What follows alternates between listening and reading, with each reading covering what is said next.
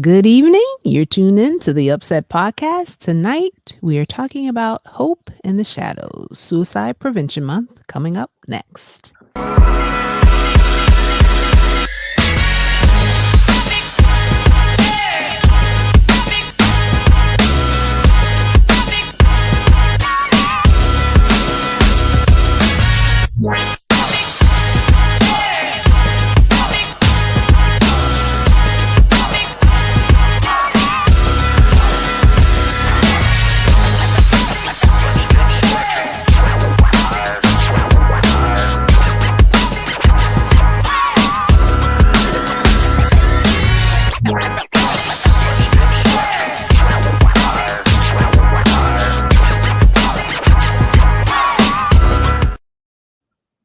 Hey. Welcome back to the UpSet podcast. We're so happy that you tuned in with us on this Sunday evening.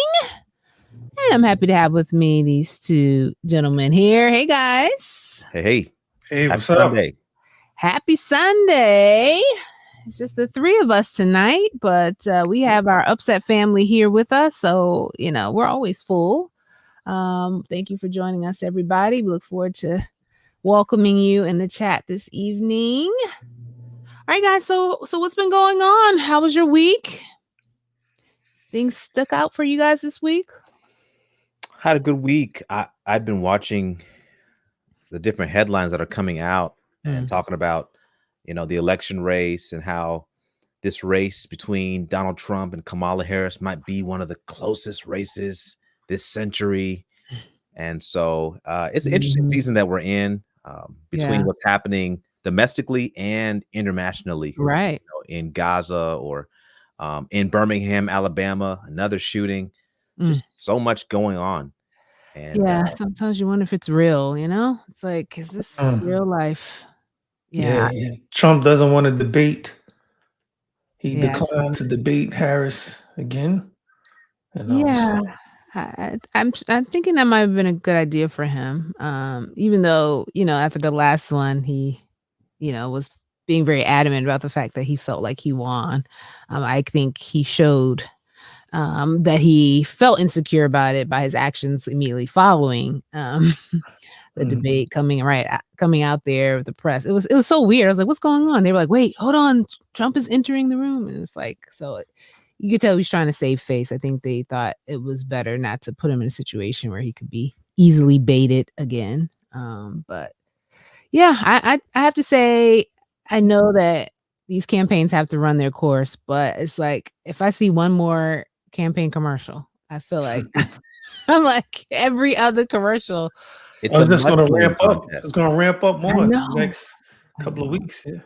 And as one who has a dog and a cat, no, I'm stopping. Yeah. So, this should be interesting. Hello. Yes. Hi, Rosalie Van Putten. Yes. I do have a new hairdo. It's about time to mix up, That's my thing. But why you ain't mix it up, GP? I can dye my beard. Oh, see? What are we gonna do? Dye our beard pink in October for breast cancer awareness? You might be onto something. Yeah. Dye mine's black. Just dye it black. So it's a little brown. Dye it black. Is it brown or red? You're like a redhead, right? Yeah. Mm-hmm. Yeah, I got teased a lot growing up, but did you? Yeah. Oh, I made it through. I made it through. Emmy said, "Do it." This is right. Toupees are always knocking, guys. Like, they got that thing out there. I saw it. You could get, make you look like I have a flat top, a fade. Yeah, man, they can do anything you want. Anything you've ever dreamed of is possible these days. I've seen the transformations on Instagram, so it's true. And today is the first day of autumn.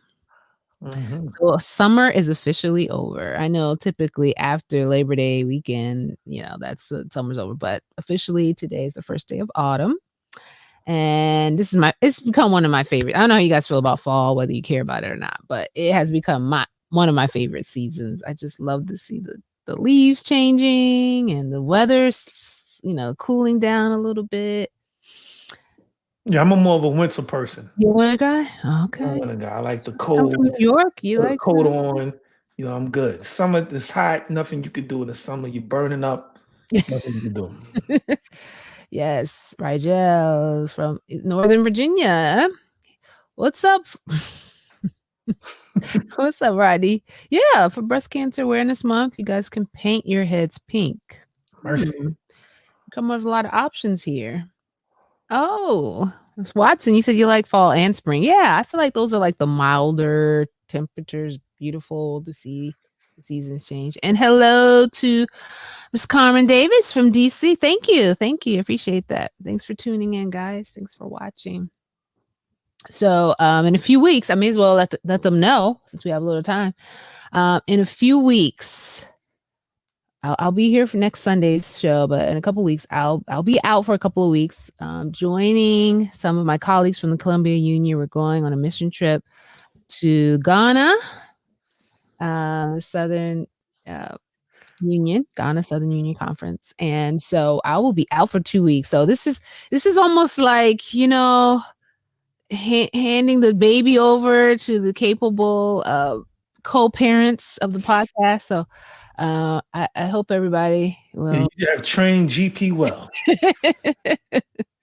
So we're gonna have some interesting shows. I'll be tuning in from afar, see how it goes. But yeah, that's coming up. Hey, Mary Wright, thanks for joining us this evening. Glad you're here. All right, guys. So we're gonna jump right in. Hey, why not? For those who have not heard, September is Suicide Awareness Month, and this is something that we always like to prioritize here on the podcast. And we've done previous episodes on it, but it's definitely one of those topics we feel is worthy of bringing to the forefront every chance that we can, because one of the things we recognize is that it hits our communities way more frequently than we like to admit. And anything we can do to bring awareness or any ounce of prevention, we're going to do it. So Keenan is going to lead us in our discussion this evening. And this is going to be very interactive. So we're going to be asking you guys, in the chat to share some of your own experience, some of your own thoughts regarding this subject, because the goal is to spread awareness. So as we share different things this evening, be prepared to share it with others. All right, Keenan, take it away. All right. Thank you, Natasha. So I really want to approach this as much as possible with the sensitivity that's needed for this, because it's such a sensitive topic. Just on a personal note, during the pandemic, my brother, committed suicide. My brother-in-law, but don't do the in-laws. My brother committed suicide. So this is a topic that's that's near and dear to my heart. And he actually lived with my wife and I for some time. Wow. And so he was just thank you. Just dealing with a lot of mental health issues. And just during the pandemic, it just exacerbated just all those feelings that was in him, and just being locked up, it may have contributed, to those negative thoughts and seeing no way out, So yeah, it's a sensitive subject, but we do need to talk about it to bring awareness, so we gotta talk about it. So I want to just read off some statistics from the CDC.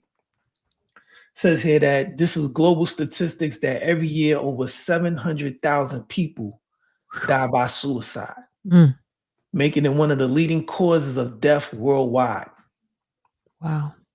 Suicide is the fourth leading cause of death among 15 to 29-year-olds globally. That's according to the World Health Organization.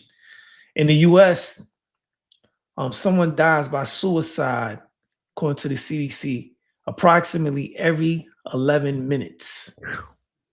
In 2021, suicide was the second leading cause of death for individuals aged 10 to 34 years in the US.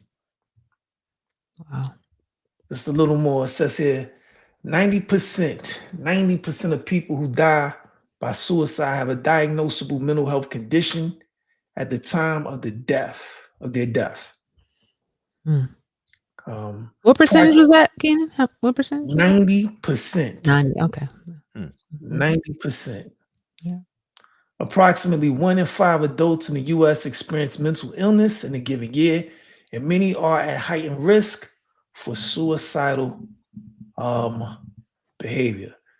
I mean, there are more and more stats. I could keep going, but just throwing that out there, you know, this is something serious that a lot of people are dealing with. And it may be people that you walk past in the grocery store, they look fine. It might be somebody in church, all looks well, but you just never know what somebody is dealing with. And it's preventable. Mm. You can't prevent it. You can help somebody to come out of that, help sharing hope with somebody can help them come out of that. So I want to start off with just a controversial question, maybe controversial. But is it an illness? Like suicidal thoughts? Okay. I mean, when I hear you give a statistic like 90% of those who die by suicide had some type of mental illness related to it, Mhm. um, it makes me feel like it's tied to an illness. It's closely tied to an illness. The act itself cannot be classified. I wouldn't classify it as an illness. I would say it's the result of an illness. In 90% of the cases. Um, but at the same time, because it is related to an illness, it is preventable if the illness is treated, the mental health situations are treated, or um, whatever the circumstances surrounding someone making that choice are addressed. It's something that can be avoided. So I would to answer your question point blank, I would say no, it's it's not an well, I take that back. Suicide is not an illness, but the mental illness that leads to suicide is a real illness that needs to be addressed, if that makes sense. VP, what do you think? It's a heavy question. I think that suicide is an action more so, Mhm. like a verb, something that is done, but the cause might be an illness or the cause could be something else. So, hopelessness, people who are hopeless also can commit suicide. Sometimes mental illness is a factor. So, I don't know if I would just flat out say there's the fruit and then the root of the issue. So Mhm. I'm not in a position to identify the root of the cause of suicide, but I know that different factors can lead to that action being carried out by a person. Right. I like this the way Anthony Daniels put it. It's a manifestation of a mental illness. All right. So So let me ask it in another way. Is the act of suicide, is it a sin?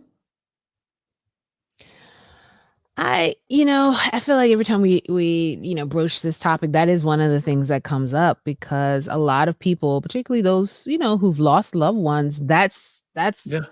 beside the pain of losing the loved one, there's that added pain of feeling like, "Oh, no, have they now, made the possibility of them going to heaven, not a reality," so and that's one of those things that I, choose to leave to God to decide. That's not I feel unqualified to make that call on someone. I mean, we have to not having all of the facts, not knowing what transpired, I don't feel right to give that kind of judgment. I mean, but I have to say that was definitely something that I was taught growing up. That was, it was one of those things. It's almost like how they treated sex. You had so much fear surrounding it that you didn't do it because of what you were told about it.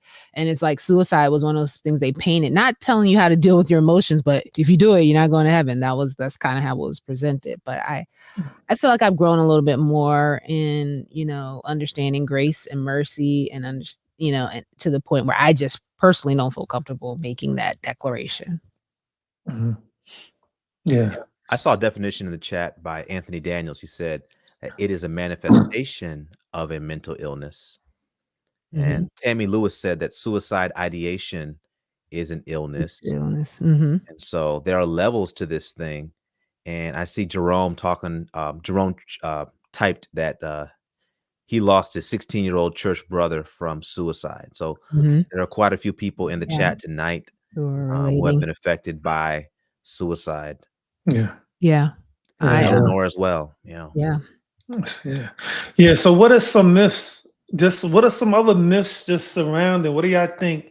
Anybody in the chat or you two, what do y'all think some myths surrounding suicide and why are they harmful? One myth I heard as a teenager was that suicide is a white people thing. Black people are Mm, stronger, more resilient. That's something I heard repeated. Like, oh, we don't do that. That's them. They do that. They're not like us. They're not like right, us. yeah, But built like a we're yeah. more resilient. And Mhm. we have seen that we are affected by it as well, even people of faith. Yep, that's true. Definitely, Mhm. statistics show. I mean, some statistics do show a larger majority, maybe of Right. like, I think it was white males, but it's still a significant amount. I mean, if it's at 65% were white males, then there still leaves a whole nother Mhm. area. And sometimes if we don't have that on our radar, GP, we won't have discussions like this in our spaces because we feel it doesn't apply to us. But in fact, it really does. Hmm. Some other myths. Um,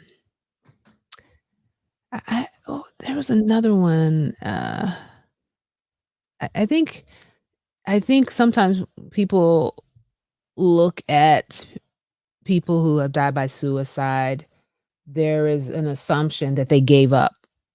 Hmm. That they gave up. They didn't fight.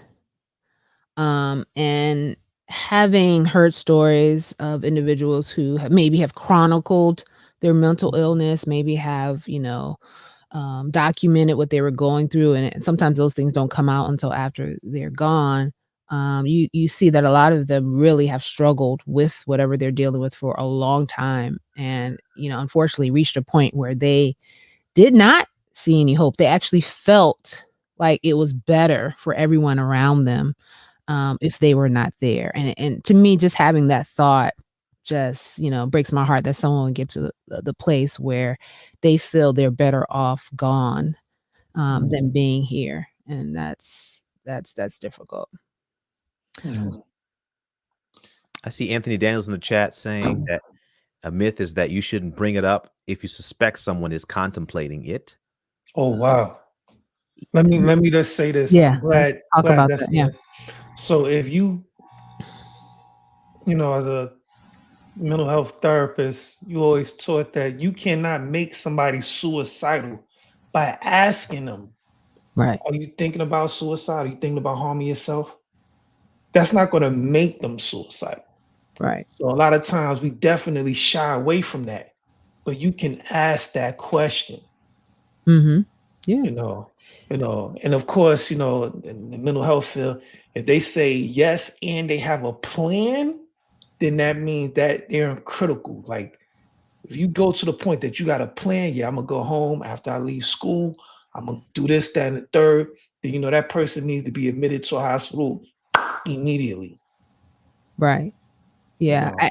and I think one of the reasons why some people hesitate bringing it up is because if someone would affirm that question and say, "Yes, I am," we feel ill-equipped to, like, "What do I do? What do I say?" And so we're actually intimidated by asking people that question because we feel like we don't know what to do to help them. But I think you shared a few steps that we can take. I think it's definitely better for us to ask the question and get a good answer that we can reach out for help. And there's some resources. There's a website scrolling at the bottom here that can help you know what to do after. But thank you. There's some other myths too.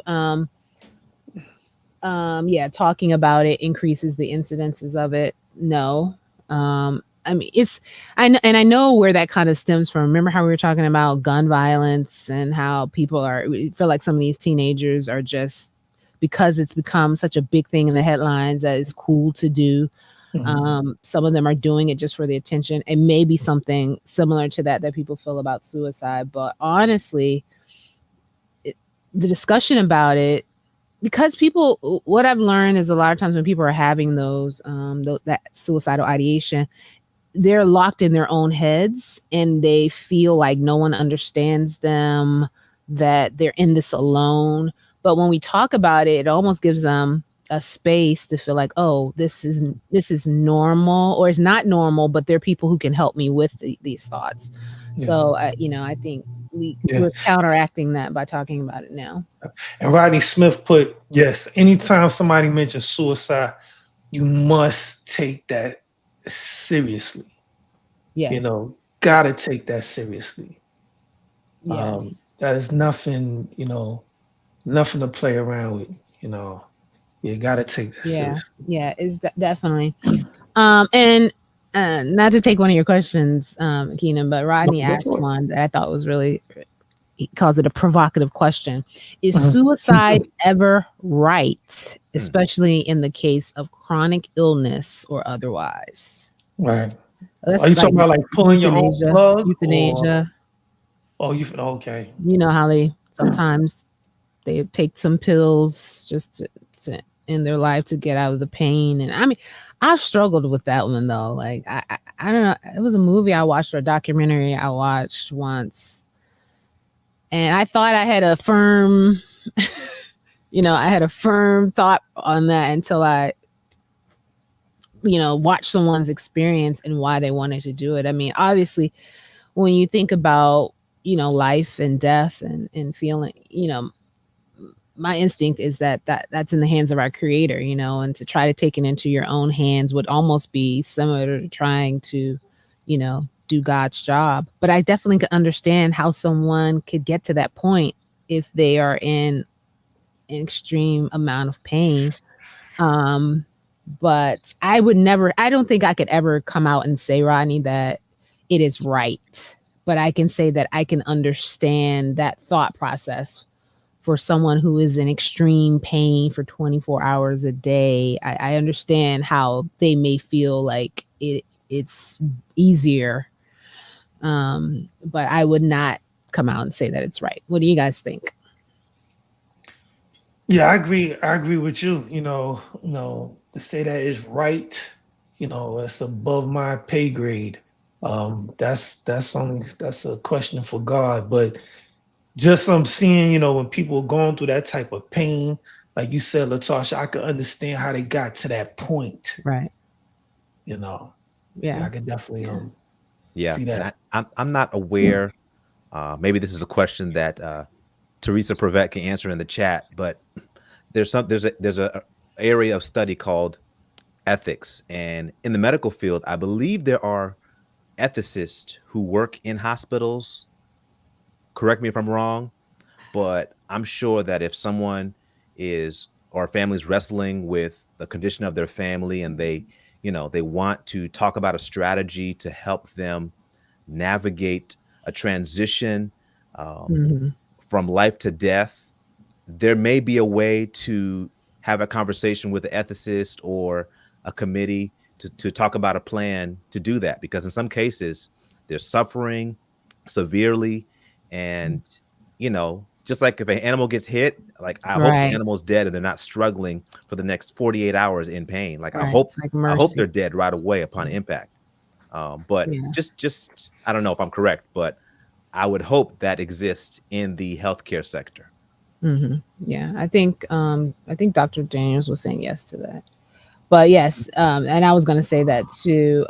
Euthanasia is illegal, and there are no strategies legally. Okay. But every hospital does have an ethics department. Okay. I guess that can help people decide what is, ethically correct versus, Let me okay, I'm sorry, Latasha. You was No, go ahead. no, say just another question. This the stigma, and I know we're doing a better job lately in the last couple of years with talking about mental health, but just how do you think the stigma around mental health just plays a role when it comes to suicide prevention? Well, and I saw some people putting, like for instance, Teresa said, bring light to the isolation. I think when we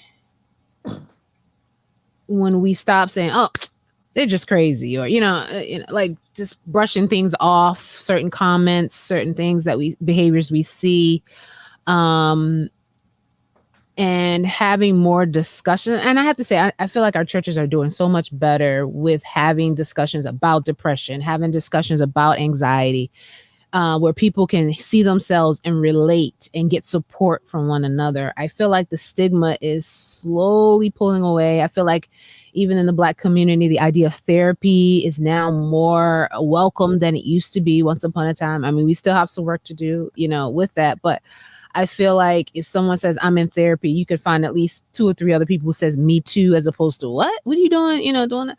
So I feel like the stigma, it still exists, but it's not as broad as it used to be, especially within the church and within Black communities, at least from what I've seen. But it still exists though. So I mean, that's why we still have more work to do. We shouldn't get complacent. But it's definitely there. Mm-hmm. Mm-hmm. What do you think, GP? Ooh. What was the question again? I was reading the comments. Sorry, I got lost. Yeah, there are a lot of great comments. I'm getting lost in it. I said, how do you think the stigma around mental health, just plays a role when it comes to suicide prevention? Yeah, I think that there's been a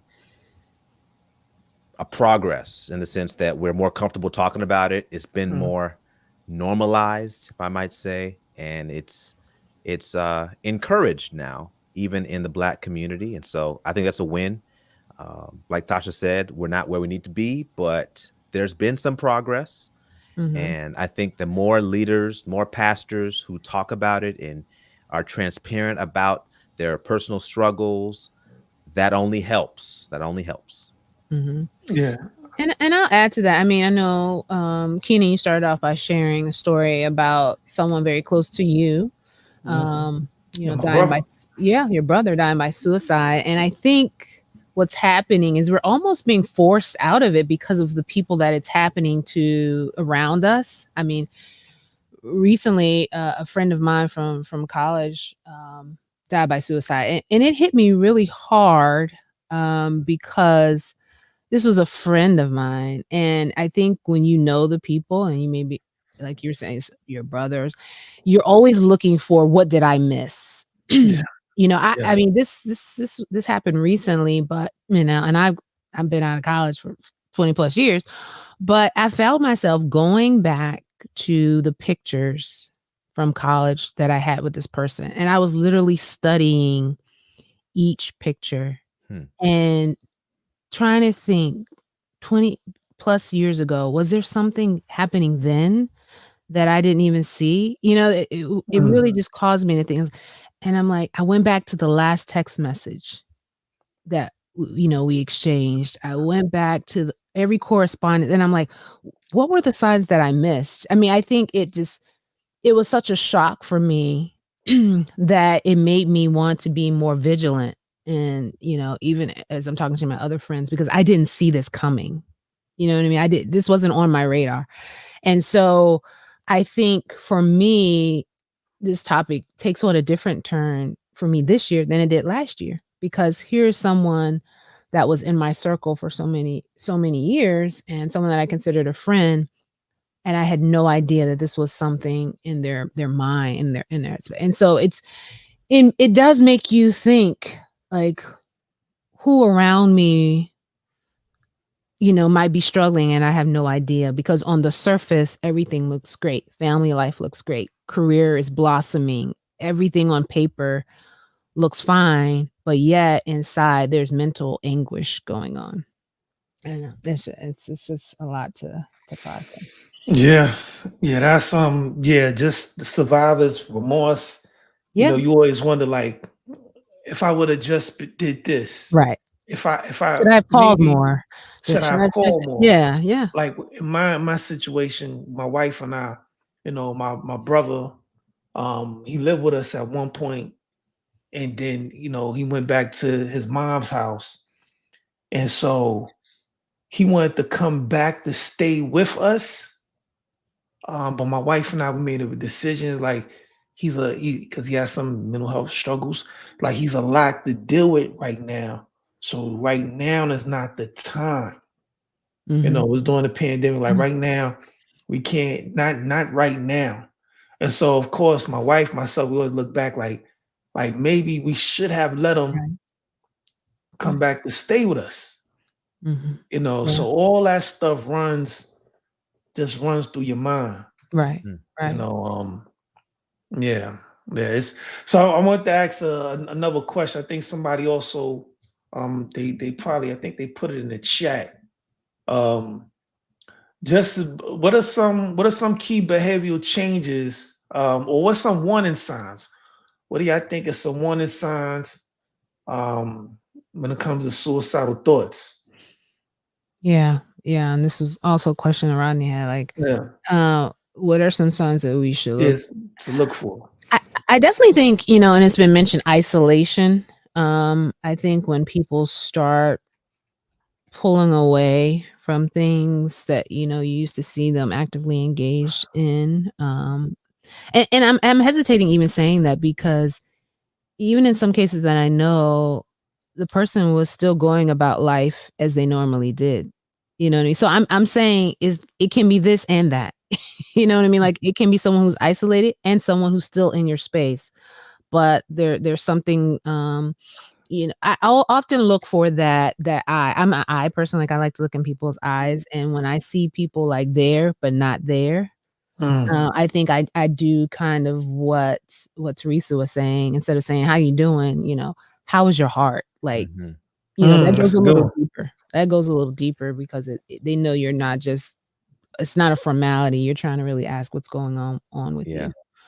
you. What So about someone who is talking about being a burden to other people, to their Oh yeah, family or everyone else? yeah, that's yeah. definitely Yeah, I mean, those are the definitely hints like, oh, they'll be much better with, I without mean, me. that's Mhm. that's a dead giveaway right there. Yeah. Yeah.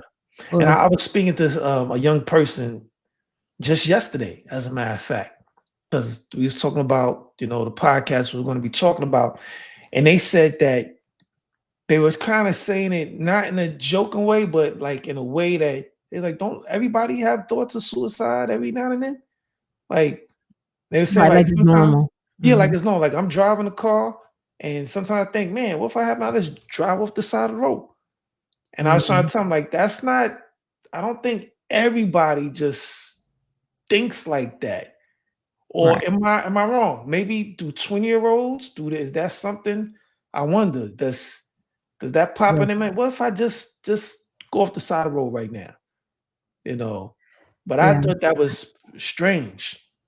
Yeah, I've heard a few people say that though, like, they don't want to do it, but they do ask themselves, "If I were to run this light or if I were to jump off this bridge," like, and it's almost like sometimes when people have those thoughts, it scares them because they're wondering like, "Am I suicidal or am I just letting my imagination, get the best of me?" And how do you know when to differentiate that? I think as I'm looking at some of the comments that people are saying, when you're noticing that thought is coupled with things like, you're not really taking care of yourself, you are Yeah, doing risky things, like maybe you're walking on the edge of the bridge, yeah, or you're just playing around with something that could be serious. yeah, I think it is definitely one of those yeah. things. Can I ask a question? I hope it doesn't get us off track. When you Nah, talk go about for it. Teresa just described, I think, it as passive suicide ideation. Yeah. Not serious about it, but it crosses your mind. Mhm. Is there a genuine or general interest in every person about the possibilities of how they may die one day? Is that a Mm. real thing? Like we all wonder, how will I die? And when we are in real life situations, it may just be a passing thought, but could that be related to what you're describing, Keenan? Well, with this young person, they weren't talking about like if they were to die, like if the bridge was to collapse and somebody hit them. No, they was thinking like, what if I just drive off the bridge? Yeah, like, what if I, take matter into my own hands and Yeah, make this happen? Yeah. yeah. So I think that's a little different, Right, yeah. you Um, know. And the fact that they're sharing that, I mean, even our reactions to things like that, hearing that comment Mhm. and it's, taking it seriously, but not like shame. How could you think something like that? Like Yeah. sometimes we jump down the person's throat and they don't share anymore about what they're thinking. But if they feel comfortable saying that, having that discussion, ask them a few more questions to make sure it's not something that's recurring, or letting them know, well, if you ever have those thoughts again, reach out to me, we can talk about it, Mhm. giving them some level of accountability. I'm seeing some other things that people are saying as signs. They're starting to give away special items. Yeah. It's almost like they're preparing for not being here. Someone else said that, giving away their treasured items. Mhm. Um, and another story here. Uh, Dr. Daniel said, my grandnephew died by suicide about 3 years ago. He was in the National Guard and he was getting help from a mental health provider.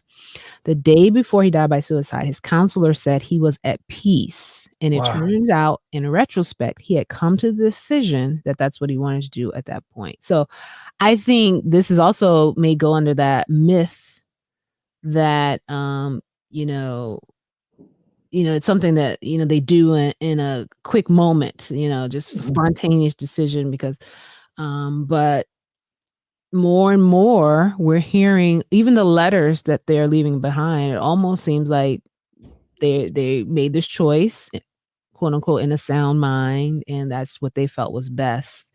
Yeah. And some of us will look at that and say, oh, that's mental illness, because the thought of not living anymore has to mean that something's wrong with you, right? I mean, ki I mean, Yeah. obviously, that's what but in their minds, it's, "I'm looking for peace, and this is what I feel will give me that the Take most." the pain away. Yeah. So that to me, we talked about hope in the shadows.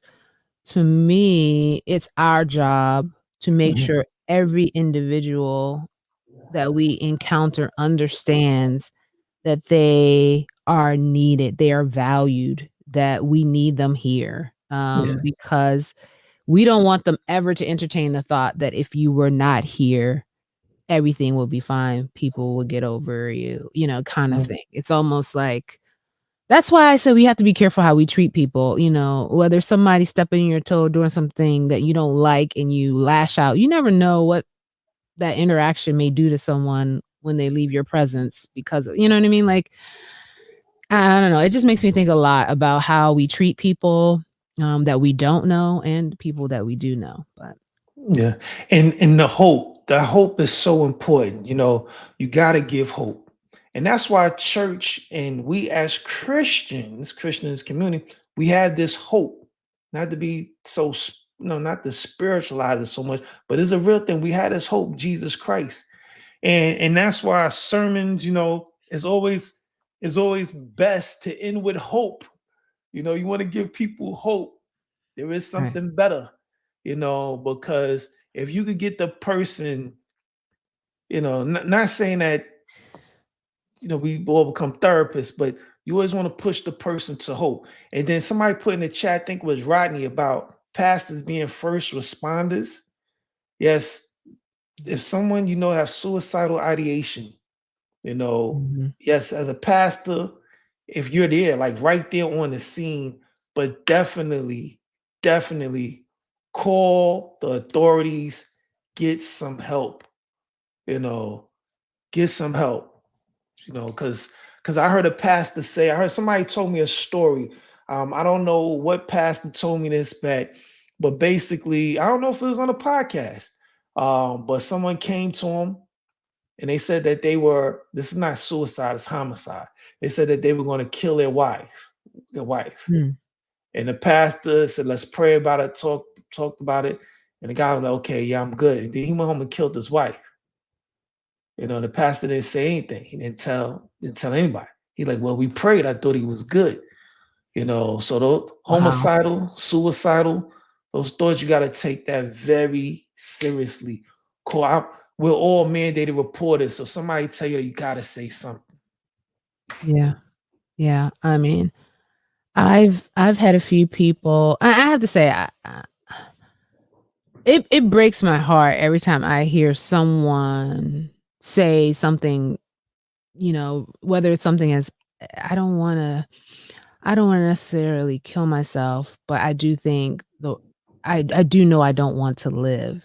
I've had someone and say that to me, and I literally felt my, like, heart drop to my Mhm. stomach because the first thing I could think of is just, I need you, I would miss you. Like, just, like, trying to, pour into the person to know that, um, you if you don't matter to yourself right now, please know that you matter to me, and just trying to check in with those individuals. But also I would say, guys, in order to give someone else hope, you have to be filled with hope.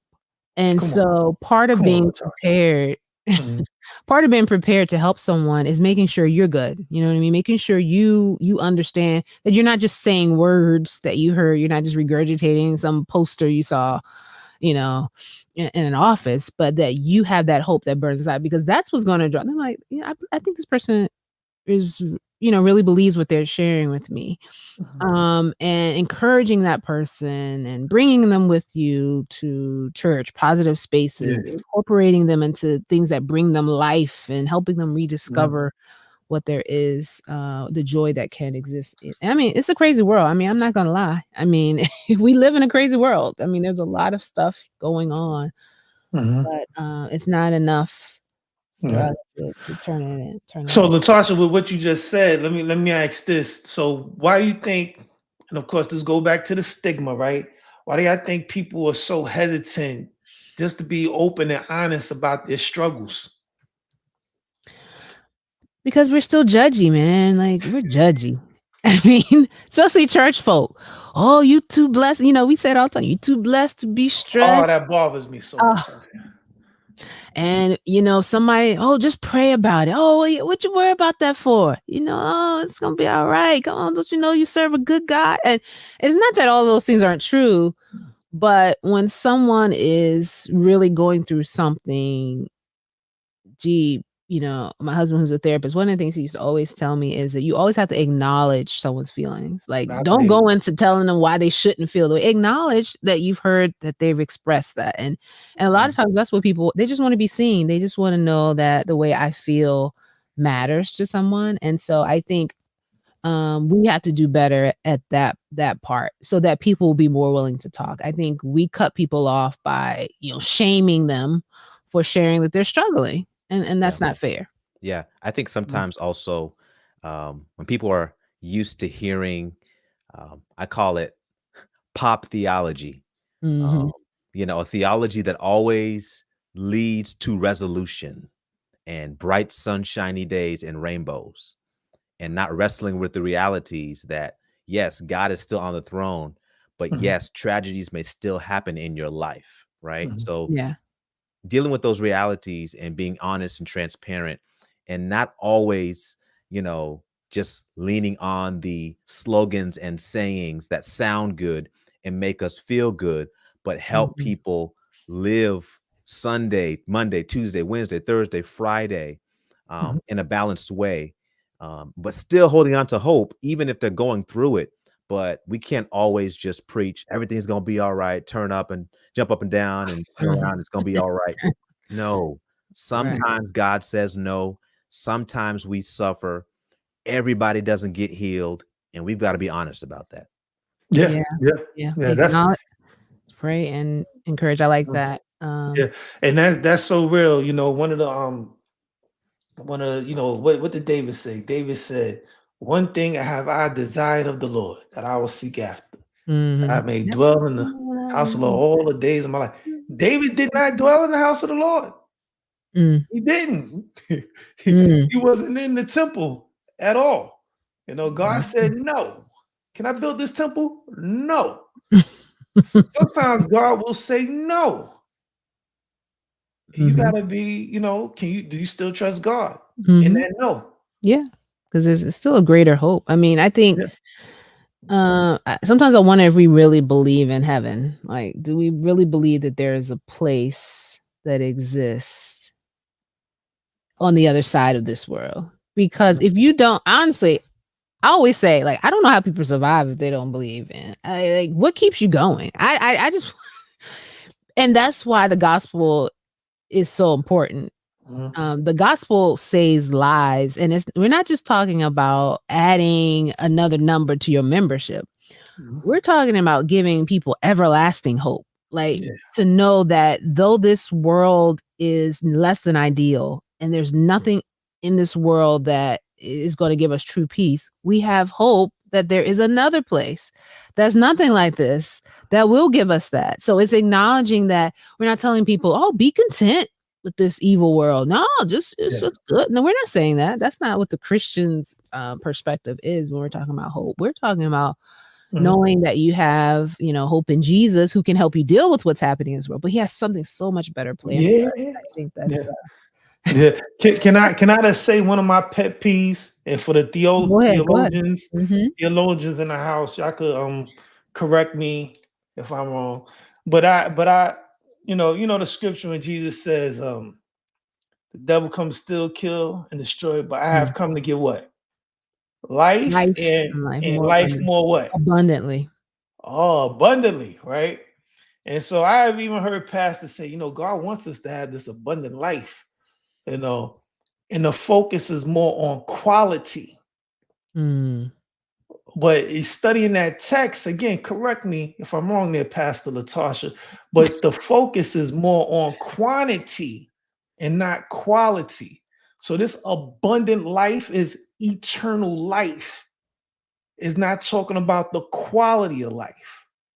Or you mean the quantity of life and not the quality? It's talking about the quantity. I'm sorry, and not the quality. Yeah, because we look at it as that means we're gonna have a lot of stuff. We're gonna be rich. Quality. And I'm it's a like, Christian. no, It's going to be right? good sunshine, pink rainbows, purple elements. Everything is just great, No. But that's not. So we put our Western, just our Western, what do you call it, mindset on the text, culture, and that's not what it is. not what it's So, like, if you have somebody that's struggling, like I have a child with special needs, and I'm like, this abundant, like, is some like what, huh? Like, what's going, God, what's up? And I gotta wrestle with that, and still be able to trust God while going through the pains of that. So no, you're right. You're right. Yeah. A couple of things in the comments I wanted to circle back to. One question that Rodney was asking you, Keenan, just to be very clear. So are you suggesting that as pastors or anyone, I guess, when you hear someone mention suicide, you should call? Well, you have to, of course, discernment. You just got to take it very seriously. Like, if they're just saying, man, like I was thinking about killing myself the other day, you just got to really, really take it seriously. Like, the antenna should go up. And if you hear that they say that they are suicidal and they have a plan, you are like on DEFCON 10. Like, you have to call the authorities, because if they throw that plan out there, they are extremely serious about what they're about to do. Yeah. And it's better to err on the side of caution than to not do it and just have that regret. It's better safe to just call than not to do anything. And this was something that Tammy had put up a couple of times. I do want to mention it. We talked about mental health, and some people are prescribed drugs to help them manage their mental illness. And she was noting that in some cases on the drugs, it says, on the medication, it says that there are warnings for suicidal ideation. So, it seems kind of counterintuitive that, you're taking something to control what may be going on with you mentally, but at the same time, it can lead you to actually think about, suicide, have suicidal thoughts. So, so that's just a little note that we wanted to put out there. And I want to be clear. Take everything to take it serious. That's what I see Rodney Smith in there. Yes, take it all serious. But when you hear that plan, like it's gonna happen. They're about to do it, like right there, like as soon as they get a chance. Yeah. So yes, definitely take serious. I like what you said. Err on the side of caution. Right. It's call. You know, Yeah. I want to ask another question though. I know we're coming down to the end. Just what are some best ways to encourage someone to get help without them feeling pressured? What do y'all think about that? Like, how do you encourage? Hey, you need to get help um, without them feeling pressured. I would say keeping the conversation open with them. I mean, I think maybe inviting them over, engaging them in activities where they're starting to get more comfortable being in your presence. You know, there's you're giving them something to look forward to. There's something that's keeping them engaged, and that provides more opportunities for you to check in. I mean, because if they do go into a state of isolation and you do not see them, you can't observe the behavior or have those conversations, it's hard for you to keep a watch. So I would say just by friendship, involving them, and if it's not you, suggesting someone maybe in their age group, maybe someone that is already a peer of theirs, and kind of asking them to, do you mind just kind of adopting so and so for a little while and just checking. I think, to me, those are ways you can help that is not overwhelming, where you're not getting to the point where every 5 minutes, you okay, any thoughts today, like, because that can also be triggering for people, because then they feel like they're a burden on you, which can add to a level of their anxiety regarding what they're dealing with. Yeah, how to encourage without them being felt pressured to get help. Yeah. I like what Rodney said. He said, Yeah. lead with love, because if they know that you really care, then they may be more comfortable opening up about how they're feeling. And so, yeah, like Tasha said, just being caring and consistent, even if it's not you constantly showing up, but making sure that they're not alone and they have community. Yeah.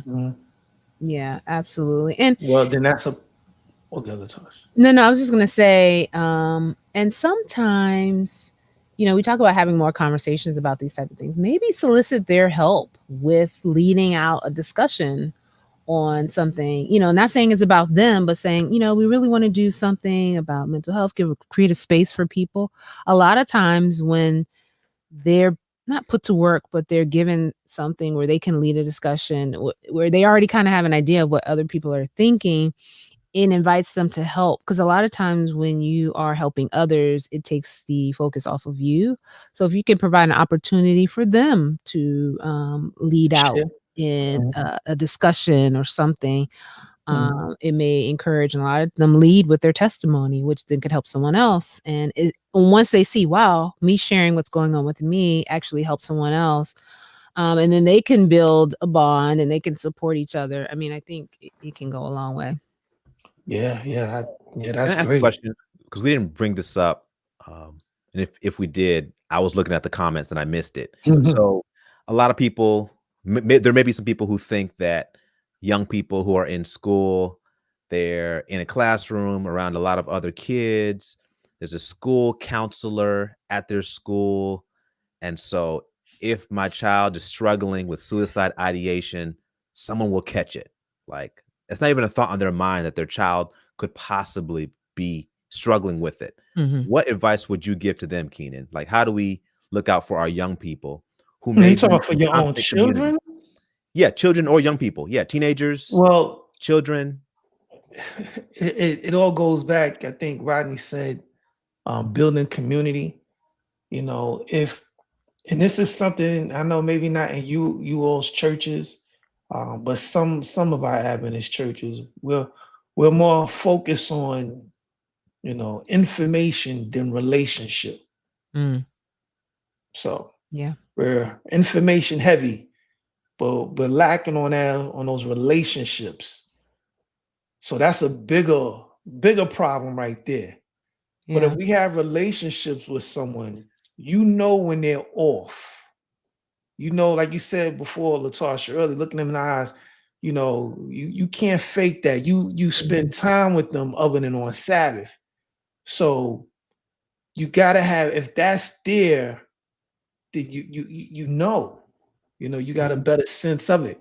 But we just have to do a better overall job on this building relationships with people. Right. Just not just in all that we do. Yeah, You know, absolutely. we got to do that. So as far as answering your question, I guess directly, GP, you got to build those relationships. Mhm. And they got to be more than just on Sabbath. Right, and it has to be before, and I think Rodney alluded to this earlier, it has to be before it becomes dire, like, don't wait till, "Oh, child's in crisis, now you suddenly care," Mhm. where child's passed you, week after week, and you never said a word, and now they're supposed to believe that you care about them. Mhm. And I do like some of these suggestions that Tammy was sharing too, just positive social interaction, genuine promotion of self-awareness, like talking about what it means, and then telling them good things about themselves. This Mhm. is something that we can do so easily. Find something to compliment someone on. I Yeah. mean, even if it's, like, your shirt, those glasses look good on you, "Oh, that hairstyle really fits you." You'd be surprised how far that can go for someone who is just not feeling their best, but that compliment could be just enough to give them a little boost for the day to help them have a positive perception of themselves, whereas they're usually, just rotating negative thoughts in their own heads. So, Mhm. Yeah, that's good. yeah, That's yeah. good. Yeah, so I think all of us, we can help. Just build relationships before we get into judgment, you know, build those relationships with our young people, with our church members. And the more we build true community, that's what being a church is supposed to be about. Then Mhm. we can help trying to, see these things get ahead of them, rather. Right. Yeah. And I put this up there, but I wanted to, these are some steps that Monte Cristo Duke was saying. Listen to the person, accept what they're saying, take them seriously, do not interrupt or add your feelings to the conversation. And I think that goes back to how we as church people, I mean, we have a good intent. Like, we want to remind them about the love of God right away and how they shouldn't think those things. But the point is they're in a place of struggle right now. And we've Mhm. all, if we're honest with ourselves, um, even the staunchest Christians, we all have those moments where we feel weak. I mean, let's be honest, Yeah. we know it. We have the head knowledge. We even have the heart knowledge, but emotionally, sometimes we get weak. And, no one wants to be judged for having a moment where they're feeling down or they're feeling hopeless. They just want someone to hear them out so they can get back to that point. And sometimes in trying to help them, we hurt them further by adding another layer of shame just because they're struggling. And I think we can do better with that. Sometimes I just say, "I hear you. I hear you." I mean, Mhm. Yeah. I don't have to say, "Oh, man, how can you feel that way? God doesn't like that." You feel like a kid when people tell, "God doesn't like that. God doesn't like when we think that way." You know what I mean? It's like, we know that. We're just saying we're struggling, okay? So Yeah. Yeah, make Be sure first. that they are heard and seen. That goes a yes, long way. yes, yes, yeah.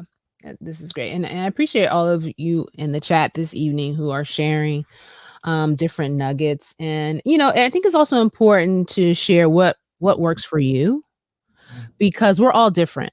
So what encourages one person doesn't necessarily encourage the other, but sometimes you sharing what encourages you can be another method that someone uses to try it with someone else. Some people say, "Oh, I'm an introvert, so I like being by myself." It doesn't mean I'm isolating or whatever. Mhm. And it's like, so okay, so how do I check in with you then? Because I can't tell that you're okay because you prefer to be by yourself. So I can't say that. So then you have to move to the next factor that we talked about. Maybe they're Mhm. starting to give away things, or they're talking about, they're focusing on a lot of the negative things that are happening in their life instead of the positive. It's just like, I don't know. I just feel like we have to be in a constant state of awareness. And really, it just comes down to caring for your fellow man. Yeah. Love God, love people. Yeah, it's like, Love gotta love people. I like that. That's a great way to put it. Anything else you want to share, Kina? I was gonna ask the audience if they had any other closing remarks, and I see one right here. Yeah. No, Listen. I was just gonna say, I mean, I really always said it. Just it comes down to loving God and loving people. Like if we Mhm, really a Christian community, we have these relationships, where people they are seen and they are heard, and that's how people feel love. So we just have to continue to do that. Yes, we want them to know all 455, you know, Adventist doctrines. We got that. They got to know the 2300 day. We got that. All right. But do they know that they are loved? mm, And yeah. so somebody just yesterday, I preached a sermon. I'm not going to say where this person is from, but he was visiting. He came right up to me. He wanted to know what type of church this was. Mm, Was it I was like, well, we're about Jesus. mhm. Yeah, stick with the basics, yeah. About That's the Jesus foundation. Christ. Yeah. Yeah. I'll Mhm. leave it there. It's like, "Oh, you sent." Uh-huh. Yeah, that's right, Rodney, be a Christian. And I also liked, what Lean said about, sometimes somebody just may need a hug. Mm, Um, I found that to be one of the most underrated simple things that we could do for someone, just and you can ask. I mean, you don't just go grabbing people, I mean, sometimes you say, "May I give you a hug?" And you'd be surprised how many people say, "Yes, please," and they realize they'll say, "I really needed that." And I know one of the things a lot of our churches are doing, like, when they're doing outreach is having a sign or a table that says, "May I pray for you?" And a lot of times, even if people aren't in a headspace where they can feel like they can pray for themselves, having someone offer to pray for them, they will take it. And I think that's another thing that we can offer because that in offering to pray for someone, that also says to them, I see you and I want whatever you're going through deserves some attention mm, by higher power. So it goes a long way in terms of how we show love and care and concern for other people. So amen. all right. Wow, it's 7 o'clock already. But great discussion. And guys, we need to have more of these discussions in our churches with our young people. I know in a future podcast, we're going to be talking about the anxious generation. There's a book called The Anxious Generation, and how we're seeing a lot more of our young people suffering with anxiety because of this environment that they're in, this landscape there. Yeah, social media, everything, this digital age and everything, and how that is impacting their anxiety. So we're going to be talking a little bit more about that at a future. But just check in. I guess if there was something takeaway, we were going to say check in with people, and be aware. Be aware in your interactions with those around you. Sometimes we look at people who are by themselves and you're like, oh, something's wrong with them. I'm not getting involved. But no, maybe it's time to tap them on the shoulder and just say, hey, how's your heart? I like that, Teresa. I'm gonna use that. How's your heart? Yeah, that's your heart. Um, Like mhm, that. yeah. Yeah. So, yeah, let's keep these conversations going, and we don't have to just do it in September. I saw someone else said we should be doing this regularly. September is just where we're heightening the awareness about it, but Mhm. this should actually be a natural part of our Christian lifestyle. You guys remember like when COVID came and they were saying wash your hands this many times and use sanitizer, and some people were saying, guys, these were hygiene rules that we should have been doing even before COVID, right? Yeah. So what we're describing is a Christian attitude, Christian deportment that we should be exhibiting anyway, not just because of suicide awareness, but just that's how we should be interacting with people anyway. So let's go ahead and practice, um, you know, putting Amen. that into action. All right. And once again, thank you to our awesome audience. Like, you guys are just the most brilliant people, because the things that you put in the chat, the questions you ask, the things that you For add to real. the conversation are very valuable. And I always say to those who may be listening to the podcast on one of the platforms, don't forget to go back and read some of the comments from Facebook and YouTube, because they're very helpful. And of course, I want to remind you that scrolling across the screen is a site, and also a number 988. If that's the hotline, if you know someone or you yourself are having these thoughts, pick up the phone, reach out. It's worth it. It's worth reaching out. Mhm. And it's okay to reach out to Yeah, someone. and to Rosalie, then play. Yes, I am trained. I'm a licensed therapist in the state of Virginia. Yes, I am trained in the area of suicide prevention. Yes, definitely. Mhm. Yeah. Yeah. Thank you for asking that. All right, guys. We won't hold you up, but we'll be back next week, same time, same place. Because if it's Sunday, of course. It's the UpSet podcast. Thanks, Goofy. Yeah, yeah. Yes. Boop, boop, boop. All right, guys. Have a great week, and believe we still have hope. Stay That's right. hopeful, everybody. Stay hopeful. So All right. Take Take care. care. God bless.